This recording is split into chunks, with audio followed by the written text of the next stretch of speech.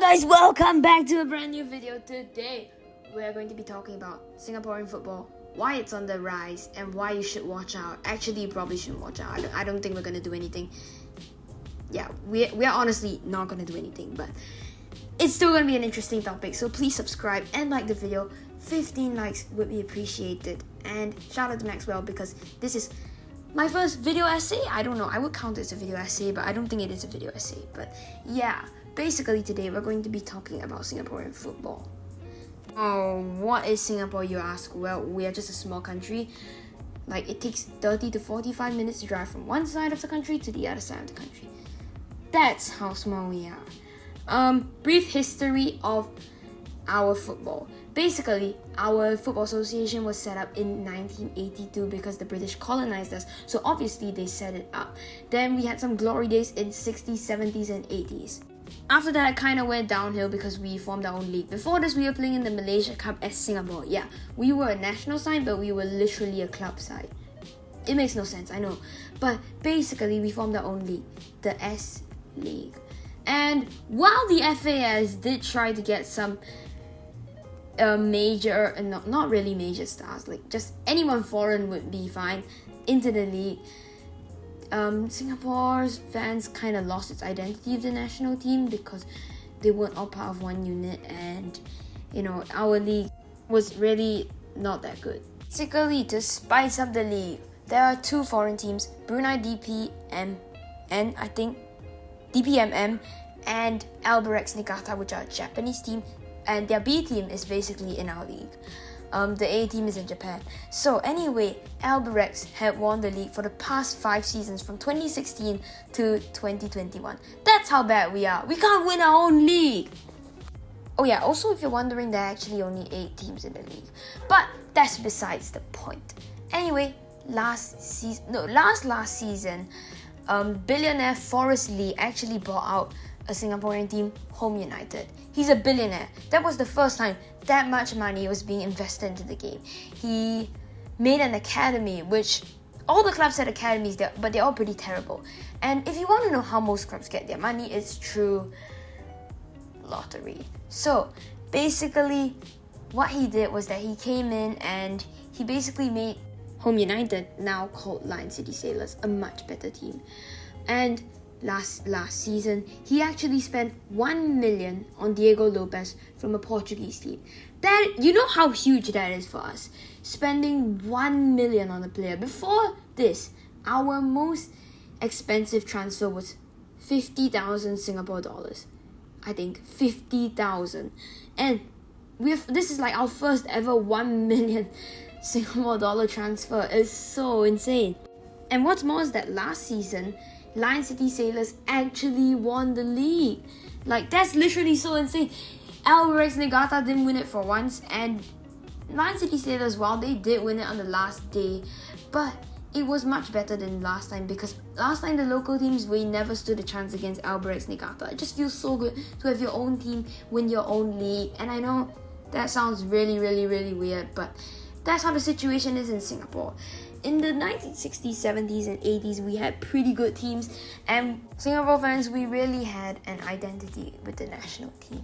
But now, actually not now, now it feels like we have one too, but from like after the 1990s to the 2010s, the S-League really wasn't helping. We had basically lost an entire identity to the national team. The attendances at the games are like 1,000 or 900. It was normally actually a few hundred only. Nowadays, it's gone up to 1,000. But anyway, that's besides the point. The point is that, basically, why we were doing so badly is, firstly, there was not a lot of investment into the team. We didn't have a good coach. The players were smoking. And we don't have a lot of space in Singapore. So there are basically only 4 or 5 stadiums. So, you know, you can't really develop a lot of good players. But now, okay, let me tell you, the revival started in about 2019. Tatsuma Yoshida, a Japanese coach, took over the Singapore national team. And you could see instantly there were changes when we watched our national team. The play was much better. We were actually passing. Last time it was all just long balls, and long balls into the air. But now we were actually making some good work. We were passing a lot more, and I think that was definitely the start. Then Forrest Lee bought out Home United, which is now called Lion City Sailors, and we saw hope and future in the game. Now, Lion City Sailors are possibly planning to build their own stadium. Can you imagine how huge that is? So, if you calculate, right, there are 8 teams in the league. We have 5 stadiums, but one stadium is used for the national team, and no one else in the league uses it. So essentially, we only have 4 stadiums. So each team shares a stadium. I mean, 2 teams share one stadium. It's literally terrible. But I think that Tatsuma Yoshida and Forrest Lee have really made a big impact in the game. There's now a Lion City Sailors Academy, and it's just developing a lot of young talent for Singapore, and that's really, really good. And I think this new generation of Singapore players are also much better than the previous generation. And now, time to talk about the tournament that gave us hope. The AFF Suzuki Cup 2020. Now, some of my viewers might know this because I basically got a lot of subscribers from live streaming the scores for this tournament. But the Singapore team in this tournament really showed us a lot of good signs for the future. Firstly, we made it all the way to the semi-finals. Even though basically it's group stages then semi-finals. The tournament was hosted in Singapore, but we beat Philippines, we beat Timor Leste, we beat Myanmar as well in order to get to the semi-finals. And I think that is really, really huge for us. In the semi-finals, honestly, the semi-finals were crazy. So the first leg of the semi-finals was not the most exciting 1-1 draw between Singapore and Indonesia. But the second leg, however. So in the second leg of the semi-final, Ezra Wyland scores in the 11th minute for Indonesia, and we're all fearing the worst. Then, just before the half is ending, Safwan Barudin, our centre back, is sent off. And I have no clue why. The referee had his back turned.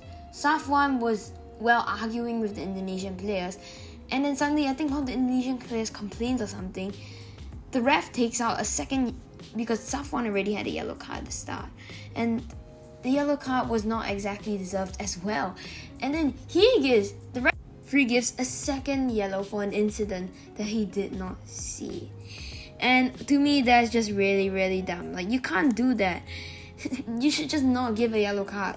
It was a very undeserved red card. And most of us were fuming about it. But in the resulting act, we actually scored through naturalized Korean Song Yi-young. And that was absolutely insane. The scenes were so mad. Because everyone was so upset at the referee for giving that second yellow that we were just so upset. And then Song Yi-young manages to score for us, and the whole stadium goes crazy. But that's not the end.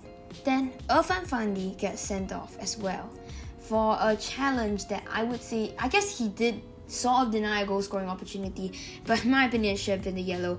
The ref in this game was completely off. But basically, he gets sent off and we're down to 9 men. We are down to 9 men and it's 1-1. We're surely gonna lose. Then we get a free kick at the edge of the box, but a little bit back, about 25 to 30 yards out. Seems like an impossible angle, but Shadan Sulaiman steps up to take the free kick. We all think maybe he's gonna cross, but he bends it, curves it straight into the top corner of the goal. The whole stadium goes nuts. Like, literally, my friend sent me a video of when he was there. The whole stadium was rocking, and everyone was yelling at the referee, because they were decisions. But we were 2-1 up, and before that, we were 9 men down. Do you know how much resilience that takes? Do you know how much spirit that takes? 9 men down and you're 2-1 up. It's insane. And then they equalized. But the goal was offside. The goal was clearly offside. I'm going to show the picture right now.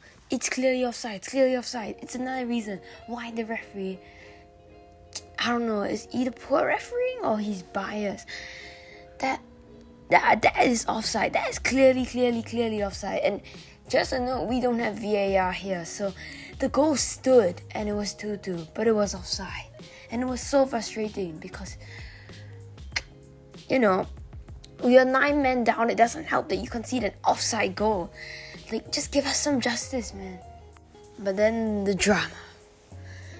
In the 89th minute, we are awarded a penalty. Finally, some justice is done to us. So Faris Ramli steps up and he could win the game for us. But it's saved by the goalkeeper, and It's frustrating. We're going to extra time and 9 men in extra time. We're surely gonna lose, man, because they just won't have the pace anymore.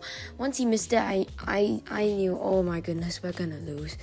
And I think the Indonesian captain or something yelled at Faris Ramli after he missed, basically like Super Titch yelling at Robin. So annoying, man. It's like actually so annoying. So obviously we went on to lose the game, but this did sort of reunite Singapore in trust with the national team, because we were all united at one thing: the injustice against us, and also how well the Singapore team played, how the perseverance and how well the Singapore spirit was shown through that game. And I think that this game is going to attract a lot more people back in watching local football as well. So that's one of the good things. I mean, when more people watch, obviously interest grows and more young generation people will also want to play in the leagues, and so we'll get better players as well. Another man I would like to talk about is Iksan Fandi. Now, he's the son of Fandi Ahmad, the legendary player who played for Groningen in the Netherlands, and he was the first player in Singapore to play in Europe. And Iksan Fandi, he is so promising. He's a very good player. He played in Norway in the second division for about 2 seasons. He was going to move up to the first division, but he moved to Thai side Mohu Bagan, I think, if I'm not wrong. And they are right now first in the Thai first division. So in my opinion, he should have stayed at Europe, but it's all what he thinks and what he feels is best for him. And I think that he's going to be a very, very good player. And I think one day he's going to make it big time in Europe. Obviously not maybe Chelsea or Man United levels, but maybe like his father. Not really that much maybe, but at least a first tier European team, because he's very promising. And really, he's been the one sort of carrying the Singapore team right now. I think he's very, very promising, and he's one of the reasons why Singapore could explode into the scene in a few years' time. And yeah, I think that's all the points covered. So I'd like to thank you guys all for watching this, and I wouldn't say this is my first video essay. I would say it is, but I feel it's a little bit short to be actually counted as a video essay. Anyway, I hope this video gave you more knowledge about Singapore football and how we might actually be good. Thank you so much for watching. If you did enjoy this video, drop a like on the video. Let's hit 15 likes on this one, and subscribe to the channel if you are new.